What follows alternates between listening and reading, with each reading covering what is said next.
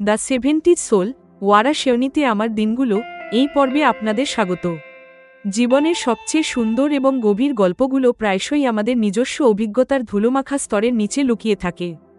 আজ লেখক রাজেশ চন্দ্রানী মদনলাল জৈন আমাদের তার অতীতের এমনই এক স্মৃতিতে নিয়ে যাচ্ছেন।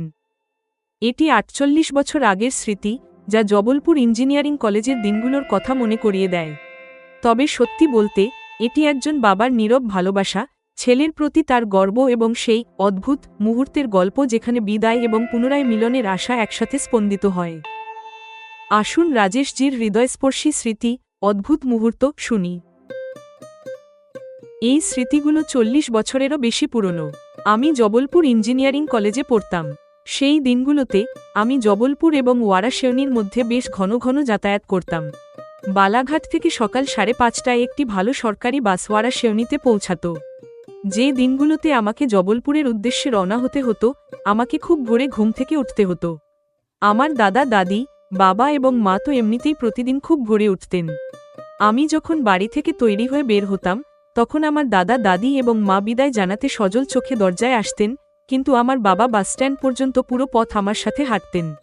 সাধারণত আমরা হেঁটেই যেতাম, এটি তার সকালের ভ্রমণের কাজও সেরে দিত। আমরা যখন হাঁটতাম, তখন পরিচ্ছন্নতা কর্মীরা রাস্তা ঝাড়ু দিচ্ছিলেন। ওয়ারাশেওনি তখন সবেমাত্র জাগতে শুরু করত। স্বাভাবিকের চেয়ে বেশি নিস্তব্ধতা থাকায় পাখিদের কিচিরমিচির, বিশেষ করে কাকের ডাক, খুব স্পষ্টভাবে শোনা যেত। এখন আগের মতো আর অনেক পাখি অবশিষ্ট নেই। আমরা বাসস্ট্যান্ডে আগেই পৌঁছে যেতাম। সেখানে আমার বাবার চোখ অন্য যাত্রীদের খুঁজত। যদি তিনি কোনো পরিচিত বয়োজ্যেষ্ঠকে খুঁজে পেতেন, তবে তিনি আমার পরিচয় করিয়ে দিতেন এবং বলতেন, এটি আমার ছেলে। ও জবলপুরে ইঞ্জিনিয়ারিং পড়ছে। ও এখন ওখানেই যাচ্ছে।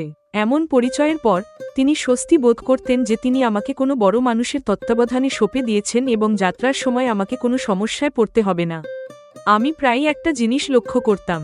তিনি ইঞ্জিনিয়ারিং শব্দটি খুব গর্ব এবং গভীর অনুভূতির সাথে উচ্চারণ করতেন। তারপরে বাসের জন্য অপেক্ষা করার সময় আসত। সেই নিস্তব্ধতায় তিনি ১ কিলোমিটার দূর থেকে আসা বাসের শব্দ চিনতে পারতেন এবং আমাকে ব্যাগপত্র নিয়ে তৈরি থাকতে বলতেন। বাস থামলে পেছনের সিটগুলোতে খুব ঝাঁকুনি হতো বলে আমার জন্য সামনের সিট ধরার জন্য তিনি দ্রুত ভেতরে ঢুকে পড়তেন। আমি যখন ব্যাগ নিয়ে বসে পড়তাম, তখন তিনি নিচে নেমে জানালার কাছে এসে দাঁড়াতেন। তিনি আমাকে বিদায় জানাতে সেখানে এসেছিলেন, কিন্তু বাস যখন ছাড়ার প্রস্তুতি নিত, তখন আমি তার হৃদয় বিগলিত হতে অনুভব করতে পারতাম। সেটি ছিল এক অদ্ভুত মুহূর্ত। তাকে আমাকে জবলপুরে পাঠাতে হতো, কিন্তু আমাকে পাঠানো তাকে বিষণ্ণ করে তুলত। বাস এগিয়ে যাওয়ার সাথে সাথে তার পাগুলো বাড়ির দিকে ফিরে আসত। আমি তাকে খুব কমই প্রকাশ্যভাবে কাঁদতে দেখেছি। আমি এখন বুঝতে পারি যে তিনি এমন প্রতিটি উপলক্ষে নীরবে কাঁদতেন।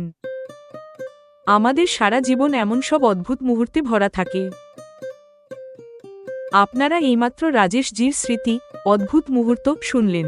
বাবার নীরব ভালোবাসা, বাসের জানালার কাছে দাঁড়িয়ে থাকা এবং গর্বের সাথে ইঞ্জিনিয়ারিং শব্দ উচ্চারণ করা, এই সবই আমাদের মা বাবার না বলা ত্যাগের কথা মনে করিয়ে দেয়।